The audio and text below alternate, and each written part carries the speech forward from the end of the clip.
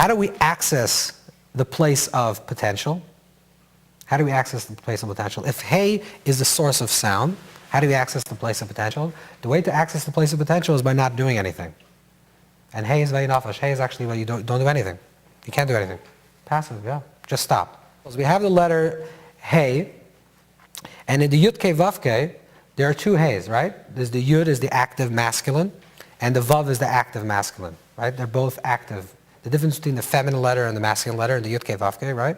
So the yud is the giver, which is masculine. The hey is the receiver. I don't mean male or female, but masculine and feminine. So the feminine is the passive, and the active is the yud. So you have the upper passive and lower passive. You have the upper hey and the lower hey. What's the difference between the upper hay and the lower hay?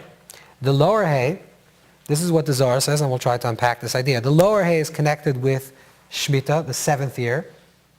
So let's say we'll have like the 7th day of the week is Shabbos, the Shabbos LaHashem. So that's Shabbos, and that's connected with the letter hay, like Tshuva, Tashuv hay.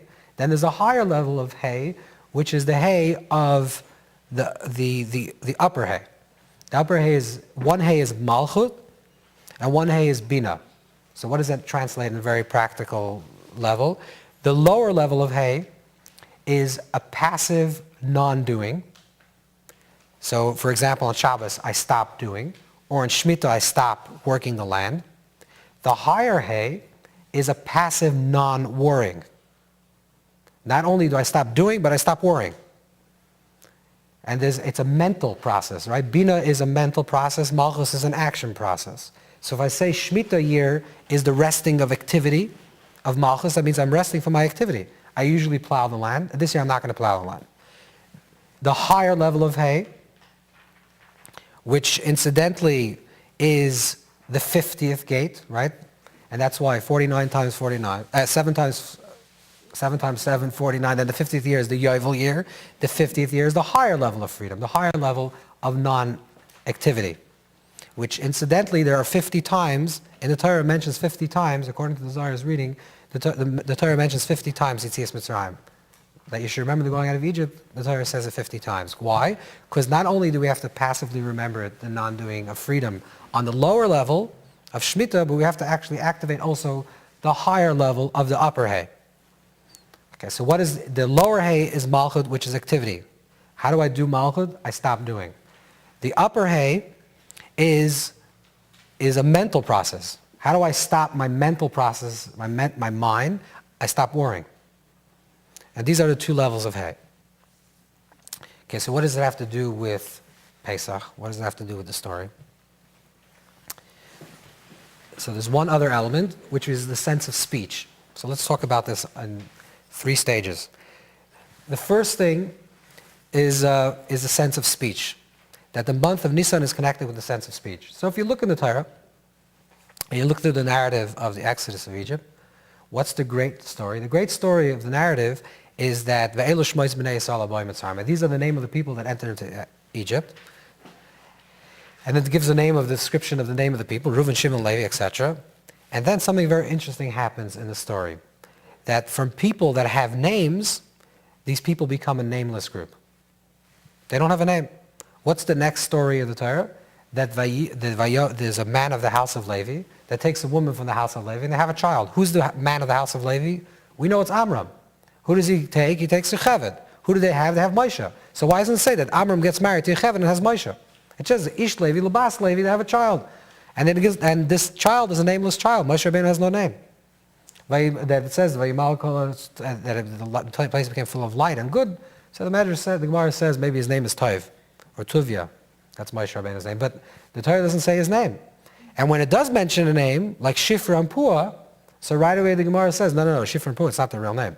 Shifra is really Yocheved, Shapras of Vlad, and Pua is really is Miriam. Why doesn't it say Yocheved and Miriam?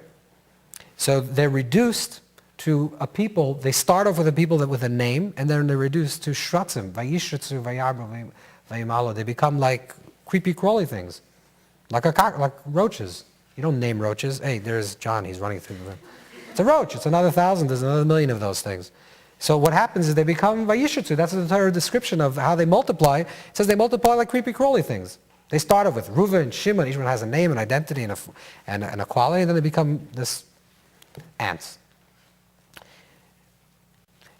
And so Elo Shmois B'nai Yisrael, this is the names of the people, and then they have no names. And not only they have no names, they don't have a voice. You don't hear anyone speaking in the beginning of Shmois.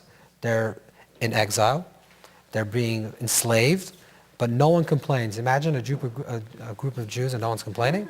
No one's saying anything. No one's complaining. No one's arguing. No one's saying anything. So it starts off with names. It starts off with a very strong voice. They're reduced to Elo Shmois. They have no names. They have no voice. Vayitzaku, they cry out to Hashem. It does say. Vatal Shavasam Elokim, that their cry goes up to Hashem. Vishma Kem. Hashem hears their prayers. So the Orach Chaim says actually they didn't even cry complaining. They didn't say, "Ow, this is terrible. Hashem, please help us," because that's what the Torah doesn't say. It just says that they cried. So the Orach Chaim HaKadosh says what it means that they cried. They said, "Ow, it hurts." That's what they said. They said, "Ow, it hurts." And Hashem says, "Oh, you're saying already, ow, it hurts. I already accept it as a prayer. I accept it as a tefillah." So Hashem calls Moshe Rabbeinu.